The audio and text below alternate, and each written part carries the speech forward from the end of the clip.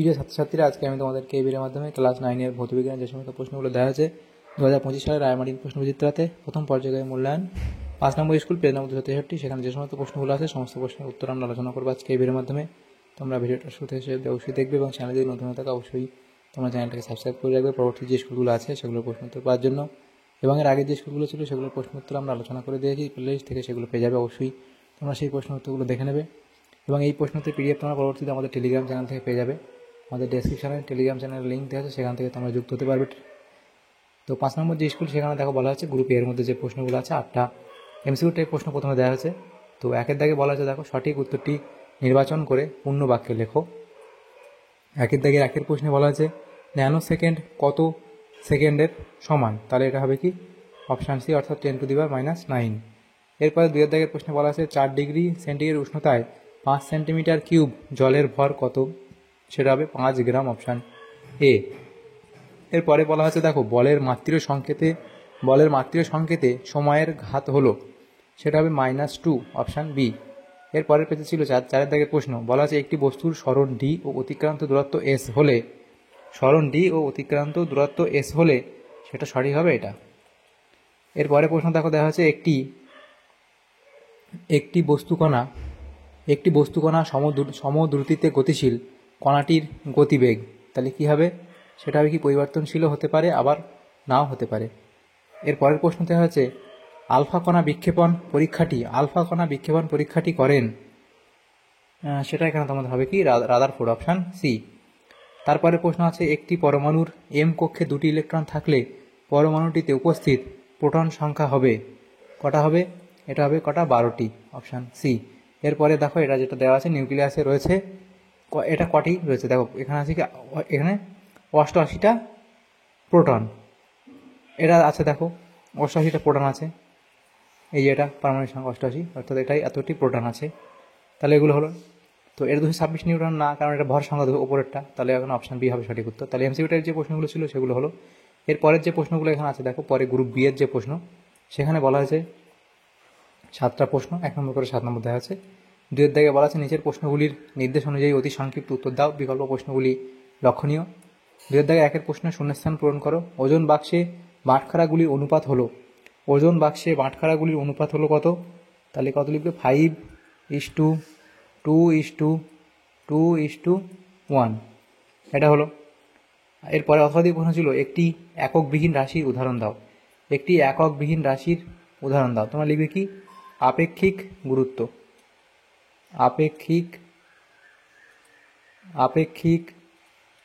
গুরুত্ব, তাহলে এটা হলো। এরপরে প্রশ্ন শূন্যস্থান পূরণ করো। 1 AMU সমান কত ড্যাশ গ্রাম, তাহলে 1 AMU সমান লিখবে 1.66 × 10⁻⁻24 গ্রাম। এরপরে বেগ সময় লেখচিত্র সময় অক্ষের সঙ্গে যে ক্ষেত্রফল উৎপন্ন করে তা কি নির্দেশ করে, সেটা কি নির্দেশ করে অতিক্রান্ত দূরত্ব, সেটা নির্দেশ করে কি অতিক্রান্ত পথ বা অতিক্রান্ত দূরত্ব, এটা হলো। এরপরে প্রশ্ন দেওয়া হচ্ছে রোলার ঠেলা না টানা কোনটি সুবিধাজনক, তাহলে 4 দাগের প্রশ্ন উত্তরটা এখানে লিখে দিই। রোলার ঠেলা না টানা কোনটি সুবিধাজনক, তোমরা কি লিখবে, এটা হচ্ছে রোলার টানা, এটা হবে টানা, এটা বেশি সুবিধাজনক।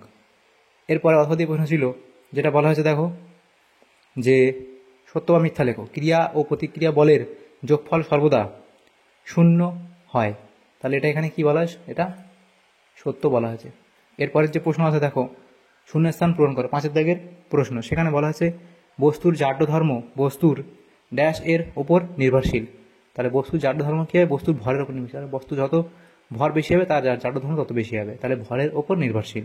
এরপরে প্রশ্ন পরমাণুর সবচেয়ে হালকা মৌলিক কণাটির নাম লেখো, সেটা কি হবে, তাহলে ইলেকট্রন প্রোটন এবং নিউট্রন, এর মধ্যে সবথেকে হালকা কোনটা ইলেকট্রন, তাহলে দেখো এখানে পরমাণুর সবচেয়ে হালকা মৌলিক কণা হলো ইলেকট্রন। এরপরের প্রশ্ন যদি x⁻2 আয়নটিতে 18টি ইলেকট্রন থাকে তাহলে x মৌলটির পারমাণবিক সংখ্যা কত হবে, তাহলে পারমাণবিক সংখ্যা কী হবে, এর থেকে দুটো বিয়োগ করতে হবে। তাহলে 18 থেকে 2 বাদ গেলে কত হবে? এর হবে 16। এরপরের যে প্রশ্ন সেটা বলা আছে যে Li2+ আয়নটির ক্ষেত্রে বোর তত্ত্ব প্রযোজ্য হবে কি? তাহলে কি লিখবে? এখানে লিখবে যে হ্যাঁ প্রযোজ্য হবে, হ্যাঁ প্রযোজ্য হবে। তাহলে কি কারণ কি? এখানে দেখো কারণ এটি লিখবে যে এটি H এর মতো আয়ন যাতে একটি ইলেকট্রন আছে, সেজন্য এটা বোর তত্ত্ব প্রযোজ্য হবে। এরপরের যে প্রশ্নগুলো দেখো গ্রুপ সি, তাহলে এ আর বি কমপ্লিট। গ্রুপ সিতে যে প্রশ্নগুলো আছে দেখো 3 দাগের এই প্রশ্নগুলো, প্রত্যেকটা প্রশ্ন 2 নম্বর করে আছে, 8 নম্বর দেয়, 8 2 16 নম্বর দেওয়া আছে। এই প্রশ্নগুলো নিচে পরের পেজে আলোচনা করব। তো প্রথম দেখো 4 দাগের 1, সেখানে যে প্রশ্ন বলা হয়েছে, আচ্ছা গ্রুপ সি 3 দাগের 3 নম্বর দাগ গ্রুপ সি 1 দাগের প্রশ্নে বলা সাধারণ তুলাযন্ত্রের সুবিদিতা শর্ত। তো এই 3টে সুবিদিতার যে শর্ত সেটা তোমরা এখানে লিখবে। এরপরে দেখো যেটা বলা হয়েছে কি, সেটা 2 দাগের প্রশ্ন, সেটা বলা হয়েছে একটি সাধারণ স্কেলের সাহায্যে একটি বইয়ের পাতার বেদ কিভাবে নির্ণয় করবে? তাহলে প্রথমে পাতলা কাগজের বেদ নির্ণয় কী করে করবে? তো স্টেপ 1 এবং স্টেপ 2 এবং সূত্র এটা লিখবে। এরপর অথবা দিয়ে প্রশ্ন ছিল মাপক চোঙ ও স্টপ ওয়াচের সাহায্যে কল থেকে জল পড়ার হার কীভাবে নির্ণয় করবে? তাহলে আয়তন মাপক চোঙ ও স্টপ ওয়াচের সাহায্যে কল থেকে জল পড়ার হার নির্ণয় বলে পয়েন্ট করবে, সেখানে এই স্টেপগুলো লিখবে, পরপর এটা লিখবে, তাহলে এ অবধি লিখে দেবে। এরপরের যে প্রশ্ন আছে দেখো 3 দাগের প্রশ্ন কী ছিল, ভেক্টর যোগের সামান্তরিক সূত্র লেখো। তাহলে লিখবে এক নির্দিষ্ট বল ও ভেক্টরকে কর্ণ হিসেবে বিবেচনা করে বহু সংখ্যক সামান্তরিক অঙ্কন করা সম্ভব, যাদের প্রত্যেকের সন্নিহিত বাহু দুটি ওই বল বা ভেক্টরের দুটি নির্দিষ্ট উপাংশকে চিহ্নিত করে। সুতরাং উপাংশগুলির কোনো নির্দিষ্ট মান বা অভিমুখ নেই, তবে কোনো নির্দিষ্ট অভিমুখে ভেক্টর বা বলকে বিশ্লেষিত করা হলে তার মান অভিমুখ দুই নির্দিষ্ট হয়ে যায়। অথবা দিয়ে প্রশ্ন ছিল বলের পরিমাপ সংক্রান্ত গতিসূত্র লেখো। তাহলে বলের পরিমাপ সংক্রান্ত গতিসূত্র কোনটা? সেটা হল নিউটনের দ্বিতীয় গতিসূত্র হলো বলের পরিমাপ সংক্রান্ত গতিসূত্র। তাহলে লিখবি কি, বস্তুর ভরবেগ পরিবর্তনের হার বস্তুর উপর প্রযুক্ত বলের সমানুপাতিক এবং বল যেদিকে প্রযুক্ত হয় ভরবেগের পরিবর্তনও সেই দিকে ঘটে।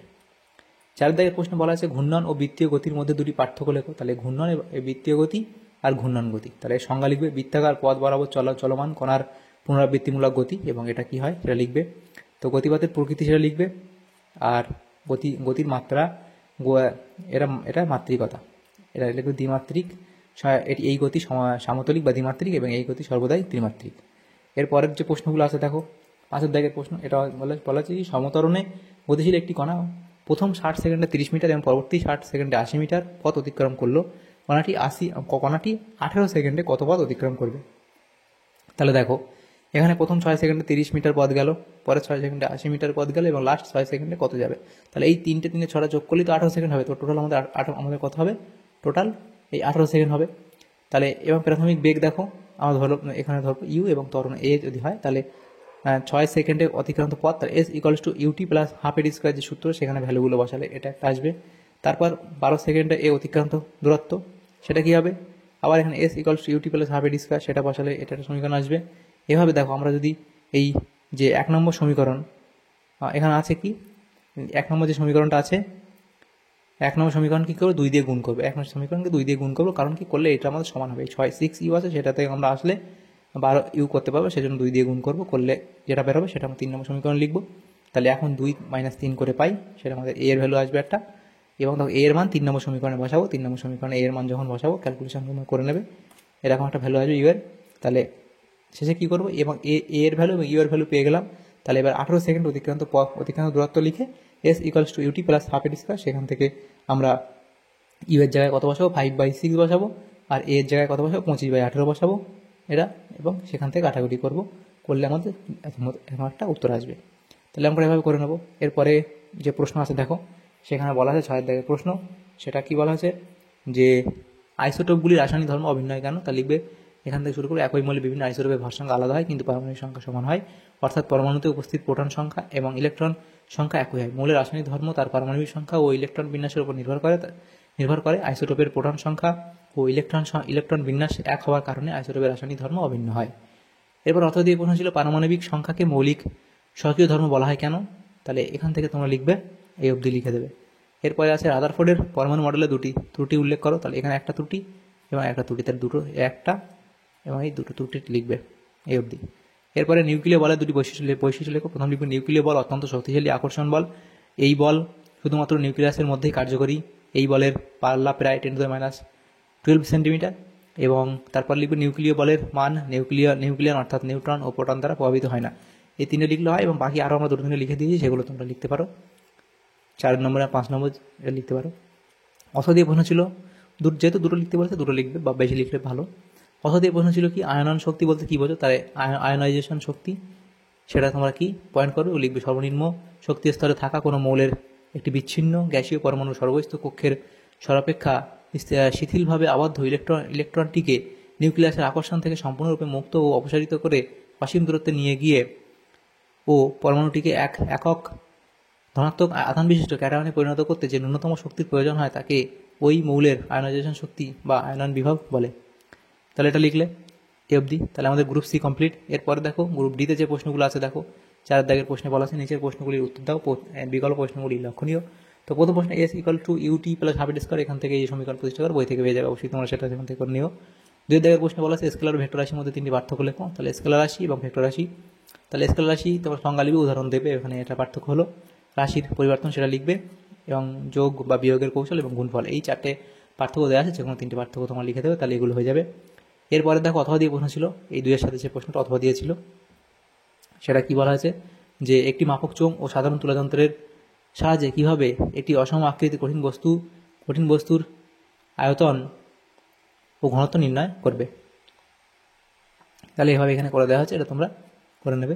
এরপরে দেখো যেটা বলা হয়েছে, যে 3 দাগের প্রশ্নে কী বলা হয়েছে দেখো, যে একটি পারমাণবিক সংখ্যা 20, পরমাণুটির যোজক ইলেকট্রন সংখ্যা কত।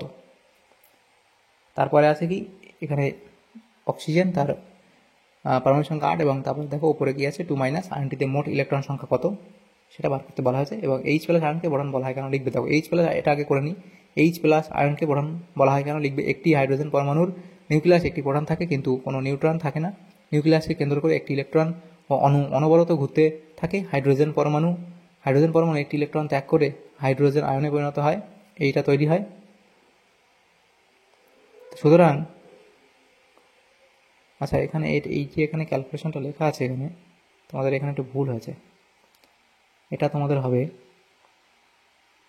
এটা এইভাবে হবে, এই হাইড্রোজেন মাইনাস ইলেকট্রন, সেখান থেকে কি হবে H+ হয়ে যাবে। সুতরাং H+ আয়ন শুধুমাত্র একটি প্রোটন থাকে, অর্থাৎ একটি প্রোটন কণা বা একটি H+ আয়ন সমতুল্য। তাহলে এটা লিখলে অবধি। তারপরে যে প্রশ্ন, আচ্ছা এটা হলো, তাহলে এই প্রশ্নটা আমরা আলোচনা করবো এখন। তাহলে একটি পারমাণবিক সংখ্যা 20, পরমাণুটির যোজক ইলেকট্রন সংখ্যা কত, তাহলে দেখো পরমাণুটির পারমাণবিক সংখ্যা লিখি। পরমাণুটির